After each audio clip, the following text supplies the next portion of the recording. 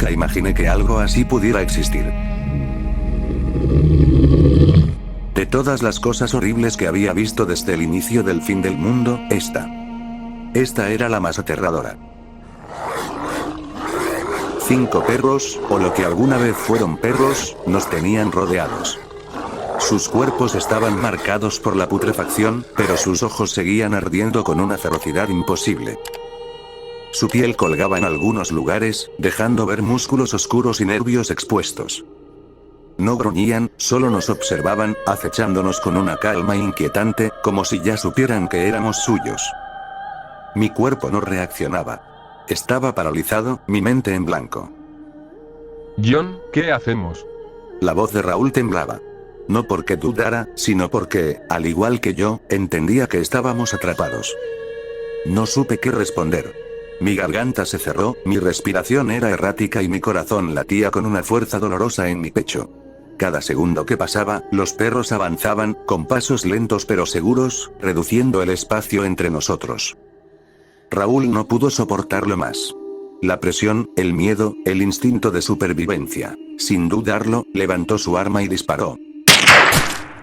El disparo retumbó en la calle vacía, impactando de lleno en la cabeza del perro más cercano. Vi cómo el proyectil atravesó su cráneo podrido, pero el maldito no cayó. Se tambaleó por un segundo, pero no colapsó. Seguía en pie, seguía mirándonos.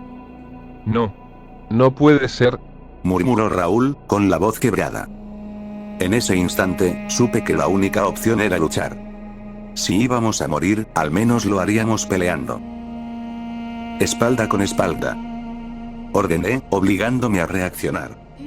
Raúl no lo dudó.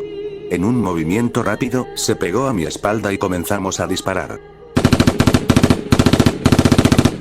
Descargamos nuestras armas contra las bestias, apuntando a sus cabezas, pero era inútil. Las balas no surtían efecto. Entonces sucedió algo que nos dejó helados. Los perros comenzaron a levantar sus cabezas, inclinándolas hacia atrás en un ángulo grotesco, como si sus cuellos se dislocaran. Y fue entonces cuando lo vimos. Sus pechos comenzaron a abrirse, no por el impacto de nuestras balas, sino como si algo dentro de ellos estuviera desgarrando la carne desde dentro. La piel podrida se desgarró en líneas profundas, dejando al descubierto una estructura ósea retorcida. Algo emergía de ahí. Con un sonido asqueroso de carne desgarrándose, el pecho de cada perro se abrió completamente, formando una especie de estrella de colmillos afilados, húmedos y palpitantes. No tenían lengua, no tenían ojos en esa nueva y aterradora boca, solo dientes, demasiados dientes. No eran zombis comunes. No eran solo perros infectados. Eran algo más. Algo peor.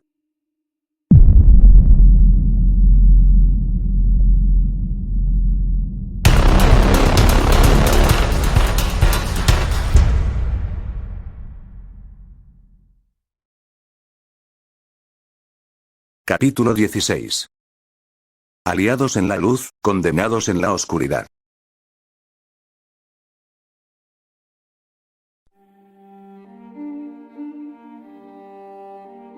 Mi cuerpo se paralizó. No podía pensar, no podía moverme. Raúl estaba igual. Sentí como la desesperación nos consumía cuando intenté disparar y escuché el peor sonido posible. Nos habíamos quedado sin balas. Maldición. Raúl intentó recargar, pero antes de que pudiera hacerlo, uno de los perros se lanzó hacia nosotros. No tuve tiempo para pensar. Salté hacia un lado al mismo tiempo que Raúl, rompiendo nuestra formación. Y ahí todo se descontroló. Las bestias aprovecharon la oportunidad y nos atacaron sin darnos espacio para respirar. Me lancé detrás de un auto oxidado, mientras uno de ellos casi me alcanzaba.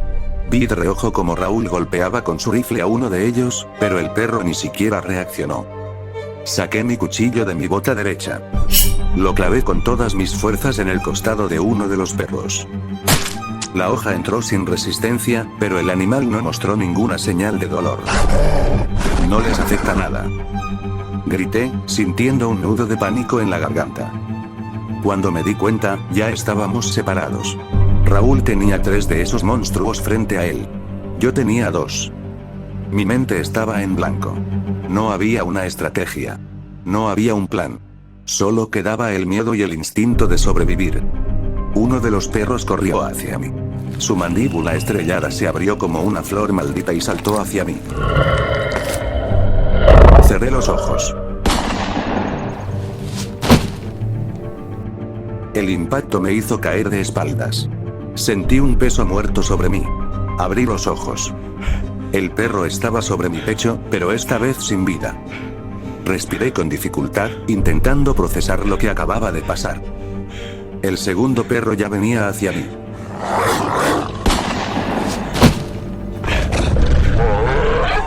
El disparo lo hizo caer al suelo, sacudiéndose como si su cuerpo se negara a aceptar la muerte. Un segundo disparo acabó con su agonía. Mi corazón latía con fuerza en mis oídos. Me quité el perro de encima e intenté levantarme, pero mi cuerpo se sentía pesado, como si la adrenalina me estuviera drenando la energía. Miré a mi alrededor, buscando al responsable de esos disparos. Entonces los vi. Encima de los techos, ocultos entre las sombras, había 3 figuras. Antes de que pudiera reaccionar, dispararon de nuevo. Las 3 bestias que rodeaban a Raúl cayeron al instante, eliminadas con una precisión letal. El silencio que siguió fue sofocante. Me forcé a respirar, mi pecho subía y bajaba con dificultad. Raúl me miró, aún en estado de shock. No sabíamos quiénes eran esas personas. Pero acababan de salvarnos la vida. El eco de los disparos aún flotaba en el aire cuando las sombras en los techos comenzaron a moverse. No tardé en darme cuenta de que no estaban solos. De entre las ruinas, más figuras encapuchadas emergieron, armas largas en mano, apuntándonos sin vacilar. Sus miradas eran frías, calculadoras, como si estuvieran midiendo si valíamos la pena el gasto de más balas. Uno de ellos alzó la voz con firmeza. Suelten sus armas. Raúl y yo intercambiamos una mirada rápida. No estábamos en posición de discutir. Sin decir ni una palabra, dejamos caer nuestras armas al suelo, levantando las manos en señal de rendición. Otro de los encapuchados se acercó un poco más, aún con el dedo listo en el gatillo. ¿Quiénes son? ¿De dónde vienen? Sentí el peso de sus miradas sobre mí. Cualquier movimiento en falso y no saldríamos vivos de ahí. Con los brazos en alto, di un paso al frente. Me llamo John. Y mi compañero se llama Raúl. Venimos del refugio del sur y no buscamos problemas. Los desconocidos se miraron entre sí con sorpresa, como si no creyeran lo que acababan de escuchar. Uno de ellos, el que parecía más desconfiado, nos observó con intensidad antes de preguntar. ¿Y qué hacen aquí? ¿Qué quieren al venir desde tan lejos? Raúl, aún con las manos arriba, miró a su alrededor. Su mente de estratega ya estaba analizando la situación. ¿Quién está al mando aquí? Preguntó con cautela. Se nota que saben lo que hacen. La forma en que dispararon, estaban muy bien posicionados. El silencio que siguió nos puso más nerviosos. No sabíamos si habíamos dicho algo incorrecto o si simplemente estaban decidiendo qué hacer con nosotros. Lo único seguro era que nuestras vidas dependían de su próxima respuesta. El encapuchado que estaba frente a nosotros dio un paso más, sin bajar el arma. ¿Y qué te hace pensar que no tienes al líder justo enfrente? Raúl sonrió de lado, sin apartar la vista de su interlocutor. Si fueras el líder, no estarías tan nervioso. El hombre pareció tensarse por un instante, pero Raúl no le dio oportunidad de responder. Un verdadero líder no solo impone respeto con un arma en la mano. Continuó. Un líder es alguien que piensa en su gente antes que en sí mismo, que mantiene la calma en los momentos críticos, porque sabe que todos dependen de sus decisiones. Un líder no se deja llevar por la impulsividad ni por el miedo, sino por la razón y la estrategia. El encapuchado se mantuvo en silencio, pero su mirada seguía fija en Raúl, como si estuviera evaluándolo. Y algo más. Añadió Raúl. Un líder no se alejaría de su refugio o de su gente a menos que fuera una emergencia mayor o una amenaza real. Raúl dio un paso adelante, manteniendo el tono sereno, pero firme. Y nosotros no somos una amenaza. El silencio que siguió fue tan pesado que casi podía oír los pensamientos de todos procesando sus palabras. El encapuchado que nos había estado interrogando pareció debatirse entre responder o quedarse callado. Por un momento, noté un ligero temblor en sus manos, apenas perceptible, pero suficiente para confirmarme algo. Raúl tenía razón. Ese tipo no era el líder. Y ahora él también lo sabía. Raúl permaneció firme después de su respuesta, y pude notar cómo los encapuchados se miraban entre sí, algunos con incertidumbre. Pero antes de que cualquiera hablara, una voz resonó con autoridad entre ellos. Tienes razón en algo, muchacho. Un buen líder no se expone sin una buena razón. Pero a veces, si quieres saber la verdad, debes estar en el campo. Yo no le pido a mi gente que haga lo que yo no estoy dispuesta a hacer. Volteé en dirección a la voz. De entre las sombras de los edificios en ruinas, una figura comenzó a avanzar con paso seguro. A medida que la luz la iluminaba, distinguí que se trataba de una mujer. Su rostro estaba parcialmente cubierto con una bufanda, pero sus ojos tenían una intensidad difícil de ignorar. Caminaba con firmeza, como alguien acostumbrado a tomar decisiones importantes. Se detuvo a unos pasos de nosotros, bajando su arma apenas un poco, sin relajarse del todo. No son una amenaza, todavía. Dijo, mirándome directamente. Pero si han venido desde tan lejos, ¿qué es lo que realmente quieren? Tragué saliva. Sentía el peso de cada mirada sobre mí, y en ese momento comprendí que cada palabra que dijera ahora definiría lo que pasaría después. La mujer que parecía estar al mando no apartaba la mirada de mí, sus ojos oscuros eran difíciles de leer, pero había algo en ellos, determinación, tal vez. Tomé aire y, sin perder más tiempo, solté la primera pregunta. ¿Quién eres? La mujer se cruzó de brazos, su rifle aún colgaba de su pecho, lista para usarse si era necesario. Pareció procesarlo un momento, pero antes de que pudiera decir algo más, lancé mi segunda pregunta. ¿Qué demonios eran esas cosas? ¿Y cómo lograron matarlas? Por primera vez, vi una ligera sombra de incomodidad en su rostro. No era miedo, sino más bien cautela. Me estaba evaluando. Eso no es información que le demos a cualquiera. Respondió con firmeza. Apreté los dientes. No teníamos tiempo para juegos. Entonces dime algo que sí puedas decirme. Solté con frustración. ¿Tienen alguna conexión con el depósito biomédico? Buscamos el antídoto para la estricnina. Su expresión cambió por completo. Ahora ya no solo me analizaba, me escudriñaba. Sentí su mirada como si pudiera ver a través de mí, como si tratara de descubrir si estaba mintiendo. El silencio se extendió por unos segundos después de mi última pregunta. La líder del grupo me miró fijamente, como si intentara descifrar cada una de mis palabras. Su mirada era intensa, analítica, como si pudiera ver más allá de lo que yo decía. ¿Para qué quieres saber si tenemos conexión con el depósito biomédico? Preguntó con un tono frío y calculador. Tomé aire y respondí sin rodeos. Mi madre fue envenenada con estricnina. En nuestro refugio solo teníamos una dosis del antídoto, pero no es suficiente. Necesitamos más. Sus ojos permanecieron sobre los míos por un instante que se sintió eterno. Luego, sin apartar la mirada, alzó la mano y dio una orden. Bajen las armas. Uno de los hombres a su lado reaccionó de inmediato, visiblemente desconfiado. No confíes en ellos, Erika. Dijo con firmeza. Puede ser una trampa. La mujer, Erika, apenas movió la cabeza para responderle. No te preocupes. Su mirada regresó a la mía, manteniendo esa extraña seguridad. Puedo verlo en sus ojos. Están diciendo la verdad. Poco a poco, las armas apuntadas hacia nosotros bajaron. Aunque la tensión en el aire aún se sentía, al menos ya no nos tenían en la mira. Me llamo Erika. Se presentó finalmente. Síganme. Aquí afuera corren peligro. Cuando lleguemos a nuestro refugio, responderé todas sus preguntas. Raúl y yo intercambiamos una rápida mirada. No había mucho que pensar. Si queríamos salvar a mi madre, teníamos que confiar en ellos. Así que sin decir una palabra, seguimos a Erika y su grupo hacia lo desconocido.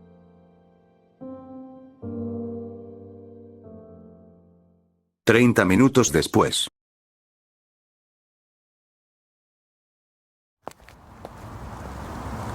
El camino hasta su refugio fue silencioso. Solo el ruido de nuestras botas contra el pavimento y el ocasional zumbido del viento rompían la calma tensa que nos envolvía. Raúl y yo seguimos de cerca a Erika y su gente, atentos a cualquier posible trampa, aunque algo dentro de mí me decía que no lo era. Después de caminar un par de kilómetros, nos detuvimos frente a un edificio no muy alto. A simple vista no parecía gran cosa, pero en cuanto entramos en la parte superior de un estacionamiento subterráneo, las cosas cambiaron. Lo primero que noté fueron las cámaras de seguridad. No eran pocas, y estaban ubicadas estratégicamente en cada esquina del techo, cubriendo diferentes ángulos. Estos tipos sabían lo que hacían. Nos adentramos más y, al fondo, apareció una enorme valla de concreto que rodeaba casi por completo el lugar. Parecía una fortaleza improvisada, pero bien construida. Habían pensado en todo. Nos detuvimos frente a una gran puerta. Erika se adelantó y golpeó 3 veces con firmeza. Pasaron unos segundos antes de que en uno de los extremos se abriera un pequeño orificio. Unos ojos nos observaron con cautela desde el otro lado antes de cerrarse nuevamente. Luego, la puerta comenzó a abrirse lentamente.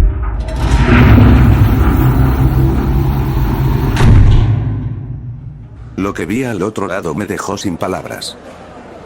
Había gente. No soldados ni mercenarios, sino familias. Niños corriendo, ancianos sentados en improvisados bancos, personas caminando de un lado a otro con cierta tranquilidad. No era solo un refugio, era una comunidad.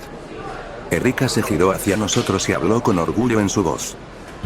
Desde que comenzó todo este caos, he dedicado mi vida a preservar la seguridad de este pueblo y salvaguardar la integridad de cada persona aquí. Sus ojos recorrieron el lugar mientras hablaba. Antes de todo esto, yo era solo una simple vigilante de oficina, encargada de monitorear cámaras y asegurar que nadie robara en un centro comercial. Ahora soy la líder de este refugio. Raúl y yo nos miramos en silencio. Esta mujer había pasado de un trabajo rutinario a dirigir lo que parecía una de las pocas esperanzas de civilización en este infierno. Y eso significaba que, si alguien podía ayudarnos con el antídoto, era ella. Erika nos guió a través del refugio con paso firme, apartándonos de la multitud. No dijo a dónde íbamos, pero estaba claro que quería hablarnos en un lugar más privado. Mientras avanzábamos, Raúl y yo no podíamos dejar de observar el lugar.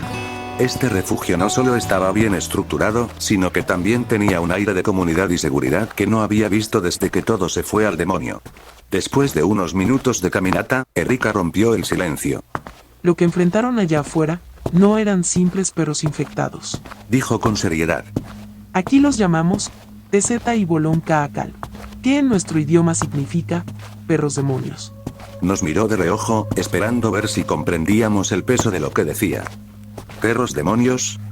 Murmuré, tratando de procesarlo. No son como los zombies comunes. Continuó. Al parecer el virus de esta enfermedad mutó en los animales de una forma diferente. Mientras que los humanos pierden casi toda su conciencia y actúan por puro instinto, los TZ y Bolón Caakal se han adaptado de una manera aterradora. Nos llevó hasta un edificio más apartado. Parecía una antigua oficina de seguridad, posiblemente su despacho. Mientras entrábamos, siguió hablando. Cazan en manadas, se comunican entre ellos con gruñidos y chillidos que apenas podemos percibir.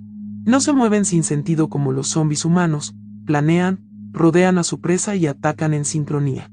Son más rápidos, más ágiles y, lo peor de todo, más inteligentes. Cerró la puerta detrás de nosotros y apoyó ambas manos sobre una mesa llena de mapas y documentos. He visto cómo acechan a sus víctimas durante horas sin hacer ruido, esperando el momento exacto para atacar. Y cuando lo hacen todos a la vez. Raúl frunció el ceño. ¿Y cómo los mataron? Preguntó. Erika nos miró fijamente y señaló su propio pecho, justo en el centro. Aquí, en la parte superior del pecho. Raúl y yo intercambiamos miradas. ¿Por qué ahí? Pregunté. Erika suspiró y tomó un bolígrafo que estaba sobre la mesa. Dibujó rápidamente la silueta de una criatura parecida a un perro, pero con una forma extraña en su torso. La mutación hizo que su cabeza real no esté en su cráneo, sino en su pecho. La cabeza que ustedes vieron es solo un vestigio, una trampa biológica. La verdadera estructura neurológica está aquí. Dijo, señalando el centro del pecho del dibujo. Raúl silbó, impresionado. Entonces, si les disparamos en la cabeza normal, no les harán más que rasguños. Asintió Erika. Por eso mucha gente muere enfrentándolos. Apuntan donde no deben, Me crucé de brazos, procesando la información. ¿Esto significa que hay más de ellos allá afuera? Erika me miró con gravedad. Más de los que se pueden contar. Me quedé en silencio. Todo esto no hacía más que confirmar lo que ya temía. Este mundo se estaba volviendo cada vez más peligroso. Erika suspiró y cruzó los brazos, apoyándose contra la mesa. Sobre el antídoto de la estricnina. Dijo, mirándome directamente. No lo tenemos. De hecho, no tenemos ningún otro antídoto o medicamento más allá de lo básico. Raúl frunció el ceño. ¿Por qué? Pensé que tenían un refugio bien equipado. Así es. Confirmó Erika. Antes del colapso, ese lugar almacenaba vacunas, antídotos y otros medicamentos de alto nivel. Pero está sellado y completamente infestado. Cada intento de explorarlo ha terminado en muerte. Raúl apretó la mandíbula. ¿Qué tan infestado? Lo suficiente como para que ni siquiera nuestras mejores patrullas hayan podido asegurar el área. Dijo con seriedad. No sabemos exactamente qué hay ahí dentro, pero cada vez que alguien ha intentado ingresar, no vuelve. Un silencio pesado se instaló en la habitación. Mi mente trabajaba a toda velocidad. Si ahí estaba el antídoto, entonces no teníamos opción, teníamos que entrar. Como si leyera mis pensamientos, Erika me miró fijamente y habló con voz firme. Si quieren ese antídoto, vamos a necesitar un plan. Me tomé un momento para procesarlo. No confiaba del todo en Erika ni en su gente, pero si lo que decía era cierto, esta podría ser nuestra mejor oportunidad para conseguir más antídotos. Y si de paso descubríamos qué estaba ocurriendo ahí abajo, mejor. Miré a Raúl y asentí. De acuerdo. Pero lo haremos a nuestra manera. Erika sonrió levemente. Eso esperaba escuchar. Pasamos horas planeando junto a su gente más confiable. Analizamos rutas, estrategias, posibles riesgos. A cada momento, la tensión entre ambos grupos parecía disiparse un poco más. Ya no éramos dos bandos desconfiados, sino un solo equipo con un objetivo común.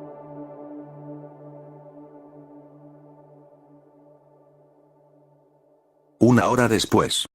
Entrada del refugio.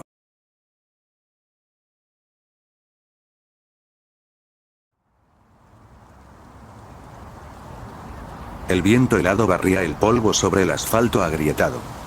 Frente a nosotros, 15 figuras vestidas con ropa oscura, armadas y con los rostros cubiertos, se alineaban en formación. A la cabeza, Erika, con Raúl y yo a su lado. Ella dio un paso al frente y, con una firmeza inquebrantable, miró a su gente. Respiró profundamente y habló con una voz que resonó con fuerza. Hemos visto caer a nuestros seres queridos. Hemos enterrado a nuestros amigos. Hemos luchado contra monstruos, tanto vivos como muertos. Pero seguimos aquí. Porque no somos víctimas. No somos presas. Somos guerreros. Hoy no peleamos solo por nosotros, sino por todos aquellos que no pudieron llegar hasta este momento. Hoy nos levantamos como una sola fuerza, como una sola voz, como una sola hermandad.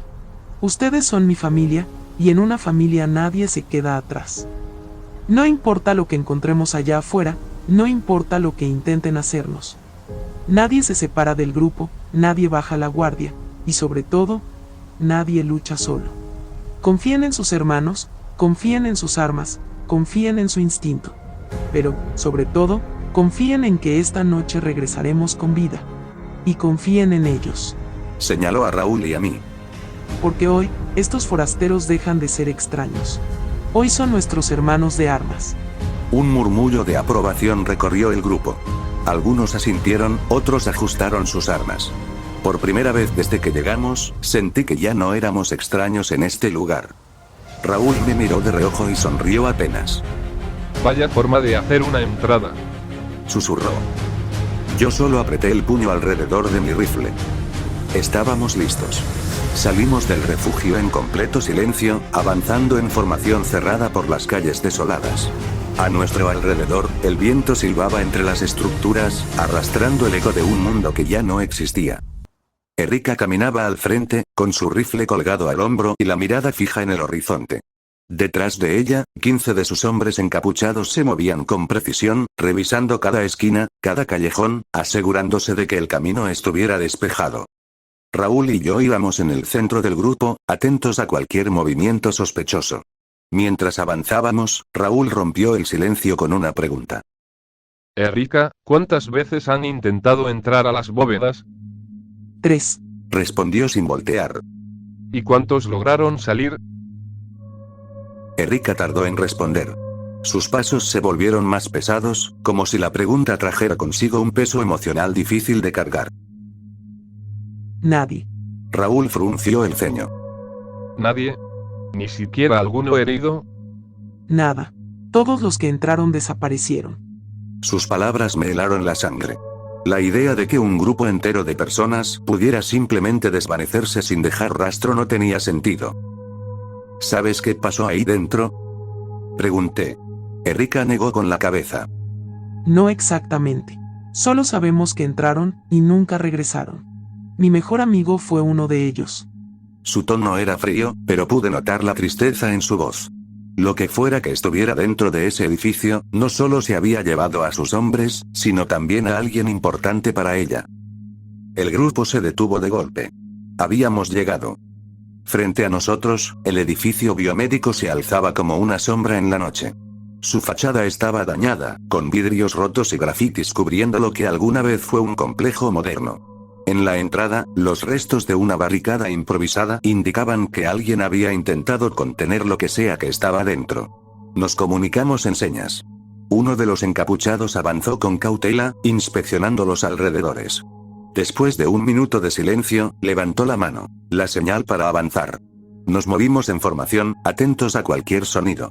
Al acercarnos a la puerta principal, pude ver documentos esparcidos, charcos de sangre seca y restos de maletines de seguridad. Nos detuvimos frente a una gran puerta metálica. Aquí es. Susurró Erika. Respiré hondo. En ese momento supe que lo que estaba a punto de hacer no era solo por nosotros, sino por todos los que habían desaparecido. Me dije a mí mismo que esto era por un bien mayor. Y con ese pensamiento, abrimos la puerta y dimos el primer paso hacia el interior. Respiré hondo antes de dar el primer paso. La escalera descendía en un ángulo pronunciado, y la oscuridad bajo nuestros pies parecía devorarlo todo. El eco de nuestras botas retumbaba en las paredes de concreto mientras bajábamos en fila, cada uno con su arma lista para cualquier sorpresa. Podía sentir la tensión en el aire. Raúl bajaba justo detrás de mí, en silencio, aunque conocía bien esa respiración contenida que hacía cuando estaba nervioso. Erika iba al frente, firme, enfocada. No podía dejar de pensar en lo que nos había dicho. 3 intentos fallidos, personas que nunca regresaron, y su amigo. Algo había ahí abajo, algo que los detuvo antes de que pudieran descubrir qué había en la bóveda. Las luces de nuestras linternas iluminaban las paredes, cubiertas de señales de advertencia y viejos carteles de seguridad. Cuando llegamos al final de la escalera, nos encontramos en un pasillo angosto, con puertas metálicas a ambos lados. Algunas estaban abiertas, revelando oficinas abandonadas con escritorios volcados y equipos rotos. Pero lo que más llamaba la atención eran los rastros de lucha. Manchas de sangre seca, marcas de garras en las paredes, huellas confusas que parecían de humanos, pero algo no encajaba. Esto no me gusta nada, murmuró Raúl a mi lado. Erika se detuvo frente a una puerta más grande y reforzada que las demás. A un costado, un panel de seguridad parpadeaba con una luz roja. Sin embargo, la puerta estaba entreabierta. Aquí es. Susurró. Uno de sus hombres se adelantó y con cuidado empujó la puerta. El sonido del metal crujiendo nos puso los nervios de punta. Un hedor nauseabundo nos golpeó al instante, una mezcla de humedad, óxido y algo más, algo podrido. Al iluminar el interior, el aire se volvió aún más pesado. El suelo estaba cubierto de archivos esparcidos, camillas volcadas y restos de equipo médico roto. Pero lo que más me inquietó fueron las sombras en las paredes. No eran manchas de sangre normales. Eran siluetas, como si algo se hubiera desintegrado contra el concreto, dejando solo una marca de lo que alguna vez fue. Erika apretó los dientes. Mi amigo entró por aquí. Su voz era firme, pero pude notar la tristeza en su mirada. No respondí. Algo en el ambiente me hacía sentir observado. La penumbra jugaba con nuestras mentes, y no podía evitar la sensación de que no estábamos solos. Tenemos que seguir avanzando. Dije, más para convencerme a mí mismo que al resto. Erika asintió. Con una última mirada hacia el interior, nos adentramos en la oscuridad, sin saber qué nos esperaba al otro lado. Una ráfaga de aire viciado nos golpeó. Un hedor a humedad, óxido y carne en descomposición impregnaba el ambiente. Frente a nosotros, una escalera en diagonal descendía hacia la oscuridad del subsuelo. La luz apenas alcanzaba a iluminar los primeros escalones, dejando el resto en una negrura absoluta. Erika giró hacia nosotros. Aquí es donde desaparecieron mis hombres. Susurró, con el rifle listo en sus manos. Si algo sale mal, retrocedemos. No hay heroísmos innecesarios. Raúl tragó saliva. Yo hice lo mismo. Sabíamos que no había vuelta atrás. Bien, entonces vamos. Dije, tratando de sonar firme. Uno a uno, comenzamos a bajar. La madera crujía bajo nuestros pasos y el eco de nuestras respiraciones llenaba el pasillo angosto. Cada sombra en las paredes parecía moverse, acechándonos desde la oscuridad. Con cada escalón, la temperatura descendía y el aire se volvía más espeso.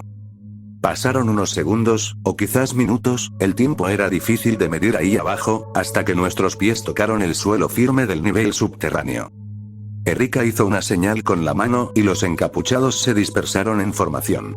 Apuntamos las linternas hacia adelante, revelando un largo pasillo de concreto con puertas metálicas a los lados. Algunas estaban cerradas con candados oxidados, otras forzadas, dejando entrever habitaciones con estantes caídos y cajas regadas. El silencio era sepulcral. No me gusta esto. Murmuró Raúl. Yo tampoco podía evitar sentir que algo nos observaba. Seguimos avanzando hasta que llegamos a una gran puerta de seguridad al final del pasillo. Era gruesa, con un panel electrónico dañado en un costado. Estaba abierta apenas unos centímetros, suficiente para que alguien, o algo, pudiera haber pasado por ahí. Aquí está. Susurró Erika. Nos preparamos. Uno de los encapuchados se acercó y con un leve empujón, la puerta rechinó, abriéndose lentamente. Y entonces lo vimos. El interior de la bóveda no era como lo habíamos imaginado. No estaba completamente saqueada, ni era un simple almacén abandonado. Había estanterías con suministros médicos, cajas selladas con etiquetas de laboratorios desconocidos, y en el centro, una jaula destrozada, con barrotes doblados hacia afuera. Algo había estado encerrado ahí, y ahora estaba suelto. La sangre salpicaba las paredes. El suelo estaba cubierto de restos de uniformes y equipos rotos. Un sonido gutural rompió el silencio. Y entonces, la verdadera pesadilla comenzó. Auxilio. El grito de auxilio rompió el silencio. Era una voz ronca, quebrada, como si las palabras lucharan por salir de una garganta destrozada. Nos congelamos. Auxilio. Por favor. La voz provenía del fondo del pasillo oscuro, más allá de la bóveda. Erika reaccionó de inmediato. Su expresión cambió de alerta a una mezcla de incredulidad y esperanza. No puede ser. Susurró, con los ojos abiertos como platos. Es él. Antes de que pudiera detenerla, rompió la formación y corrió hacia la oscuridad. Erika, espera. Logré sujetarla del brazo justo a tiempo. Ella me miró, desesperada, pero en sus ojos había duda. Piensa. Le dije en voz baja. Algo no está bien. Ella respiró hondo, luchando contra la urgencia de correr. Asintió con un leve movimiento de cabeza y se giró hacia su equipo. Nos movemos juntos. No bajen las armas. Dejamos la bóveda atrás, la puerta abierta de par en par, y avanzamos lentamente por el pasillo. La voz seguía llamándonos. Ayuda. Duele. Ayúdame. Cada palabra sonaba más forzada, como si su garganta estuviera desgarrándose con cada sílaba. Mi estómago se revolvió. Algo en ese tono me helaba la sangre. Finalmente, nuestras linternas iluminaron una silueta. Un hombre estaba de espaldas a nosotros, temblando, encorvado como si apenas pudiera sostenerse en pie. Su ropa estaba rasgada, su piel cubierta de sudor y sangre seca. Erika dio un paso adelante. Alex. El hombre se quedó en silencio. Erika volvió a llamarlo, esta vez con la voz rota por la emoción. Alex, ¿eres tú? El hombre movió la cabeza de lado, pero no se giró por completo. Algo en su postura era antinatural. Yo lo sentí antes de verlo. El aire cambió. Mi piel se erizó y mi mente me gritó que corriera. Alex empezó a retorcerse. Sus huesos crujieron. Su cuerpo comenzó a doblarse en ángulos imposibles mientras dejaba escapar un sonido gorgoteante. Los músculos de su cuello se contrajeron y, con un espasmo, su cabeza se inclinó hacia atrás, hasta que su rostro quedó al revés, con los ojos blancos y la boca abierta en una mueca grotesca. La voz salió de su garganta con un eco distorsionado. Pero ya no era una súplica. Era una burla. Su piel comenzó a resquebrajarse y una nueva boca emergió en su pecho, abriéndose en forma de estrella, llena de colmillos afilados. Tentáculos delgados y oscuros surgieron de sus manos, retorciéndose como serpientes vivas. Su columna vertebral se marcó bajo la piel, sobresaliendo de su espalda, haciéndolo parecer una criatura deformada y descompuesta. Erika no se movió. Nadie se movió. Todos estábamos demasiado horrorizados para reaccionar. La cosa que antes había sido Alex giró lentamente hacia nosotros. Y entonces, con un rugido inhumano, se lanzó al ataque.